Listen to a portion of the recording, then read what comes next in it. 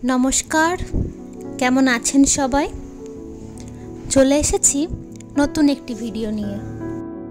ঝলমলে রোদ দিয়ে সকালটা শুরু হলেও বেলা বাড়ার সঙ্গে সঙ্গেই চারিদিক কেমন মেঘাচ্ছন্ন হয়ে গেল দেখুন।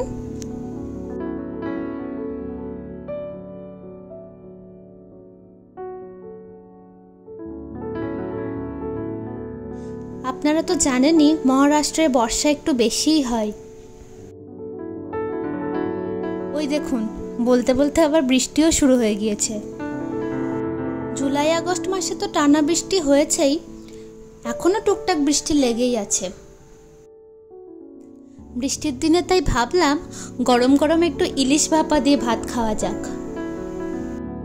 দেখে তো বেশ ভালোই হয়েছে মনে হচ্ছে। আপনাদের তো আগেই বলেছি গল্পের বই পড়তে আমি খুবই ভালোবাসি, তাই ভাবলাম আমার নতুন কেনা কয়েকটা বই আপনাদের সাথেও শেয়ার করি। প্রথমেই এই বইটার কথা বলি।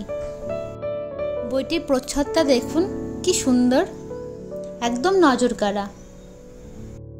এই বইটি বৌদ্ধতন্ত্র এবং তার সাংকেতিক ভাষা নিয়ে লেখা একটি উপন্যাস।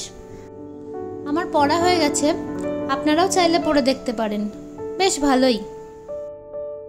তারপর আসি এই যে এই বইটি।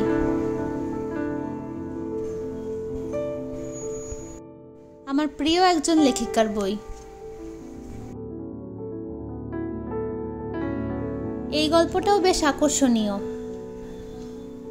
একবার পড়া শুরু করলে শেষ না করে আপনি থামতেই পারবেন না। এই উপন্যাসটাও বেশ ভালো বলেই শুনেছি। আমার অবশ্য এখনো পড়া হয়ে ওঠেনি।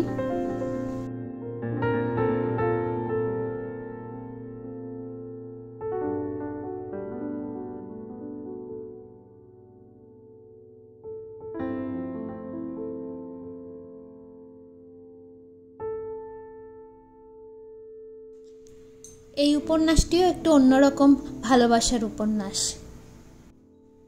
বেশ ভালোই।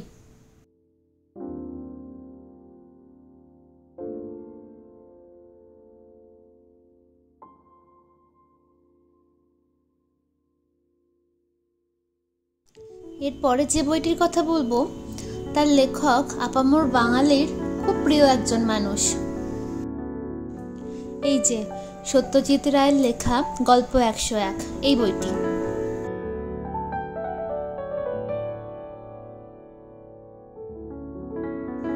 এই বইটিতে সত্যজিৎ রায়ের লেখা ভিন্ন স্বাদের 101খানা গল্প পাবেন।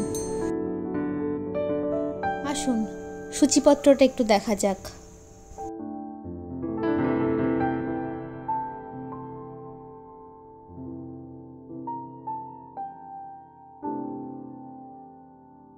সত্যজিৎ বাবুর নিজে হাতে আঁকা ছবিও আপনারা এই বইটিতে দেখতে পাবেন। ব্যাস আজ এইটুকুই। দেখা হবে খুব শিগগিরই নতুন একটি ভিডিওতে। ভালো থাকবেন, সুস্থ থাকবেন, সাবধানে থাকবেন। আর ভিডিওটি যদি ভালো লাগে লাইক, কমেন্ট, শেয়ার এবং সাবস্ক্রাইব করে পাশে থাকবেন।